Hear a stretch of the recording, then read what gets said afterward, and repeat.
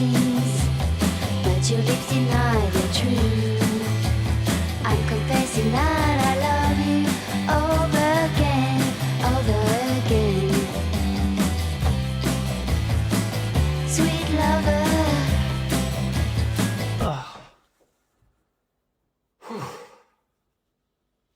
The Invite. I saw this a day after seeing Spider-Man Brand New Day, and despite the title, nothing about that film is new. And I don't mean new as in everything that happens here has happened in at least one of the other films. The Invite is a film about 4 people talking in a room, and I was infinitely more entertained by that than a film featuring supernatural powers, explosions, and life-threatening stakes. You know why?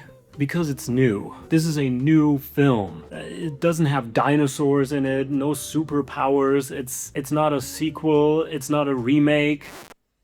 Actually, it's based on a Swedish film from 2020, but no one's seen that. Not unlike the drama or obsession, I had a hard time sitting still throughout this film, because you just never know where it's gonna go next. What is going on here? There are so many surprises in this film, so many twists and turns that I couldn't have predicted if I tried, and it's just absolutely exhilarating to watch. This is the latest film directed by Olivia Wilde, who previously did Don't Worry Darling and Booksmart. Name one person whose life was so much better because they broke a couple of rules. Picasso.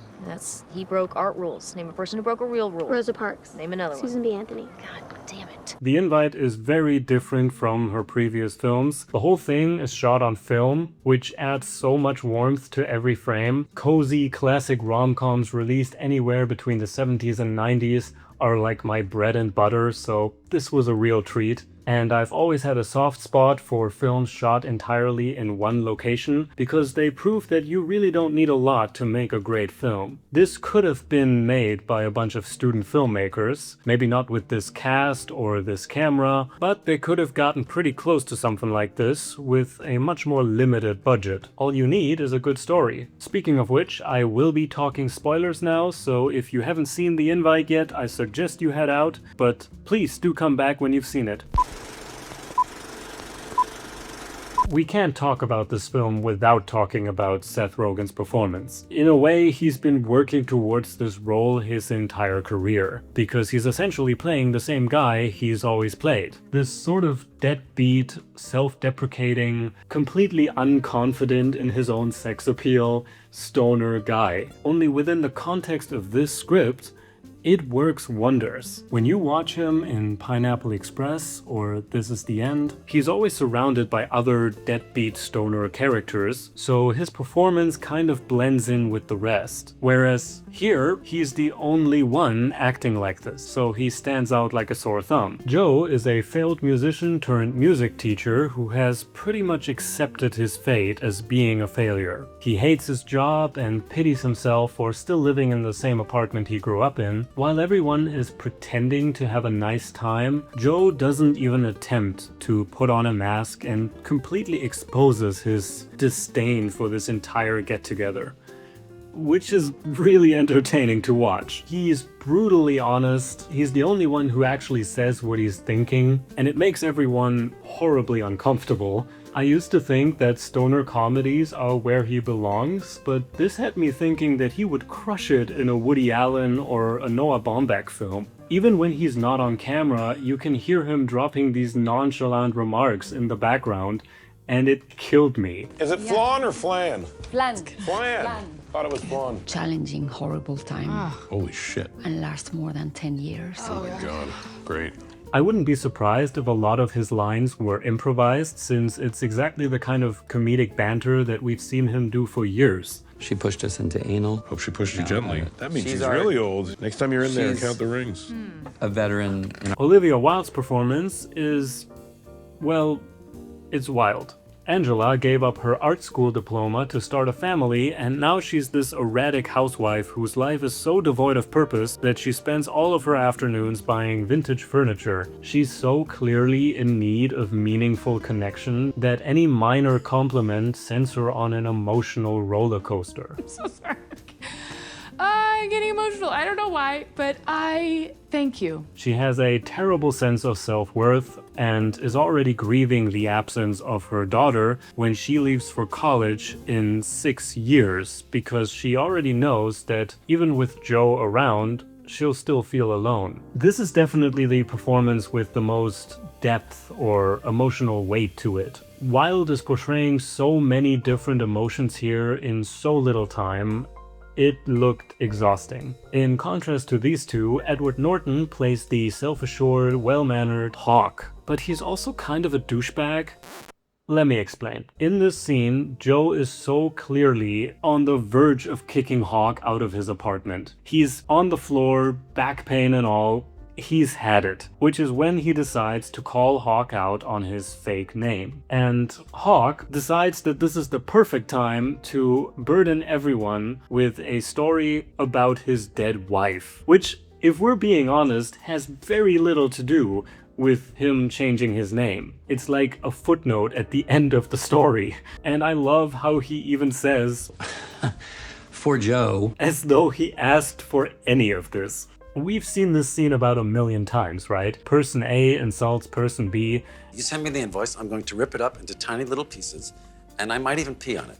Why are we fighting We're fighting because you're a moron. That's why we're fighting. And then person B comes back with some sob story about their dead wife or something like that. You know I have cancer, right? The whole room goes quiet, and then person A takes it all back.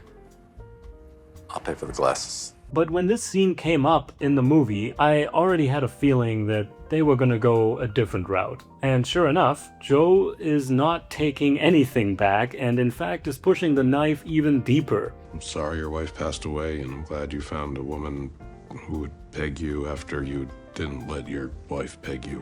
Oh my God. What do you want from me? I'm sorry. That's the moral of that story. Honestly, I'm with Joe on this one. Penelope Cruz easily has the most relaxed part here. She plays the equally confident and charming Pina, a psychotherapist who is also pretty presumptuous, telling Joe that his back problems aren't about his back, but about everything else that's wrong with his life after knowing him for like an hour.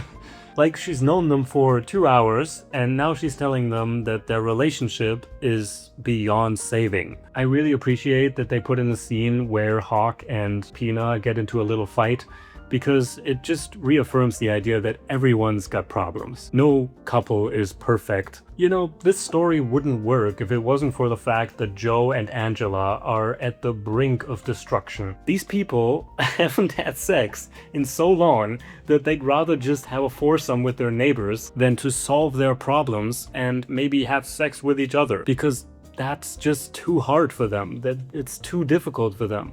I still can't believe those final 15 minutes, how seamlessly this film transitions from a Woody Allen-like comedy to Ingmar Bergman levels of emotional depth. When the neighbors are suddenly gone and they stand facing each other, it's like they don't know how to be alone around each other anymore. And after a night defined by conversations about sex, without even a single word of dialogue, we know that's exactly what they're thinking about. And when Angela tells him that she's going to bed and Joe raises his hand, it's like he's asking her, "Should I join you?" Only to then be overcome by shame and assume that she wants him to sleep in his office. And, well, her reaction tells us everything. But it makes sense, right? I mean, it's probably been ages since these two have actually confronted their problems, and one short therapy session with Penelope Cruz isn't going to reverse all that. It is, however, much more believable that at the side of the piano, Joe would be compelled to play some notes. And so I really think it's a flawless ending. If you couldn't already tell by this intro sequence, I really enjoyed this film.